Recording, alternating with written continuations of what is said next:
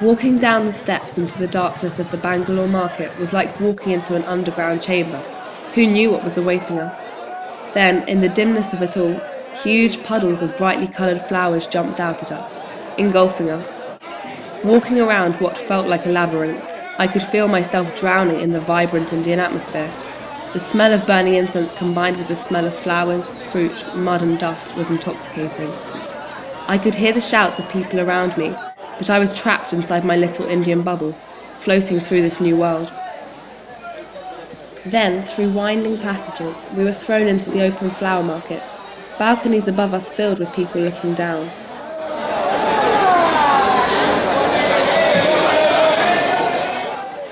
Having cameras chained to our wrists meant that every other person we met wanted their photo taken, and the photos of smiling faces on my camera are a stark contrast to some of the photos I have of the filthy streets, bare feet, and the abundance of poverty.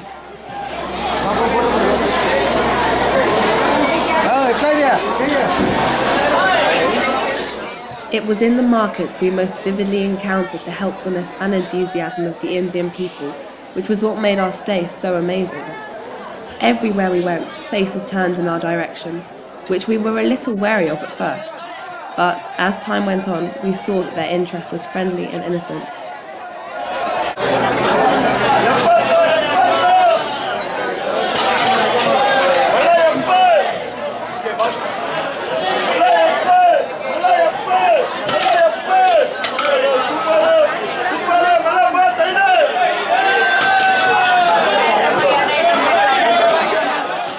Several Indians we met could speak an array of European languages perfectly, knew who was headlining Glastonbury this year, and could impersonate a Scouse accent frighteningly well, without ever actually having left the country.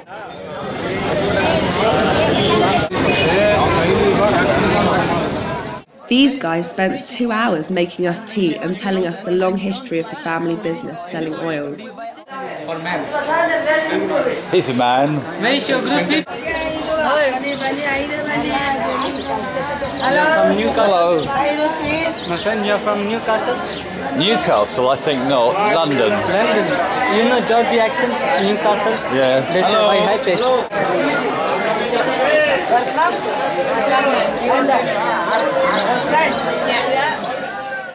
As the evening arrived, the atmosphere built as more and more people stopped by on their way home from work to buy flowers and garlands to take to the temple or bless their homes, and the sound levels rocketed as eager traders tried to shift tons of fragrant blooms.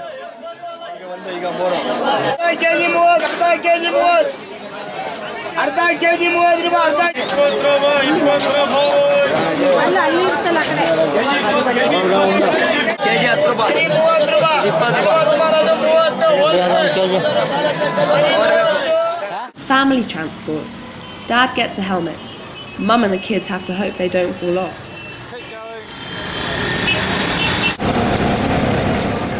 I have never seen a group of teenagers as excited as when we were awaiting our first rickshaw.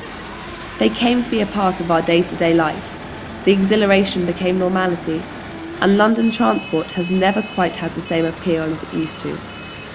At first, we were clinging on for our lives, wary of the driver who never once used his mirrors, and would speak to the drivers of other rickshaws who were parallel to us. Yet we grew to have faith in every driver, and always arrived in one piece.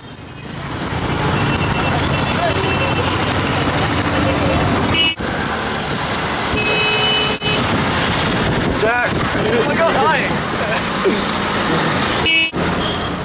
With a rickshaw driver called Master Blaster, huge speakers pumping out Michael Jackson, and Indian street scenes flashing by, we all got a bit overexcited, especially Caroline. Another highlight was a train doorway going back to Bangalore. As the train sped up, so did our adrenaline. Hair blowing, legs dangling, voices screeching, the best roller coaster ever. And the only ride more exciting would be on an elephant. Right, sir, guess what? Guess what? Yeah. Look at me! Come on, it is! Smoothest ride, sir. Smoothest ride.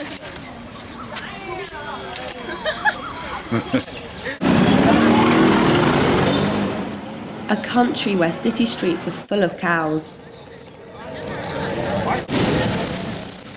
And no one messes with the cows. Nice goat's heads.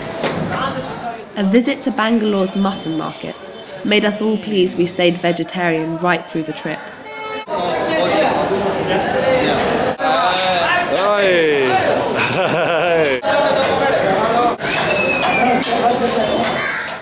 Everything was out there to be seen on the city streets.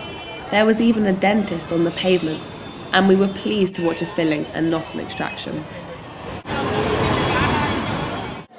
We were privileged to visit a hilltop temple outside Mysore and queued up to get blessed by the holy men and get holy wristbands. We couldn't film inside the temple, but we saw scenes outside that gave us a taste of the sounds, sights and smells of the Hindu ceremonies.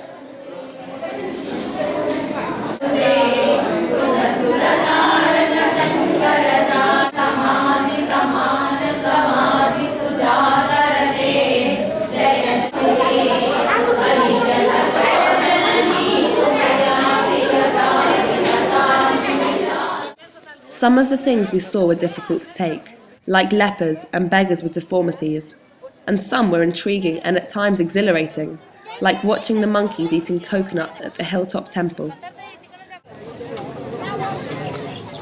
But through it all, we felt an understanding of Indian life grow, and we could reflect on the privilege of our lives in the West.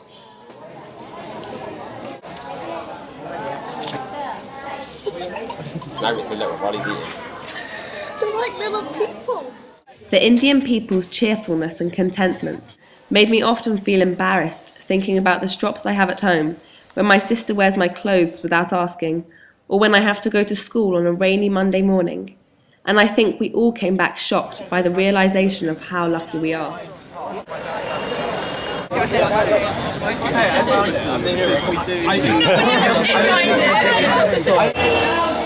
Our attitude to India will never be the same after witnessing its energy and the warmth of its people.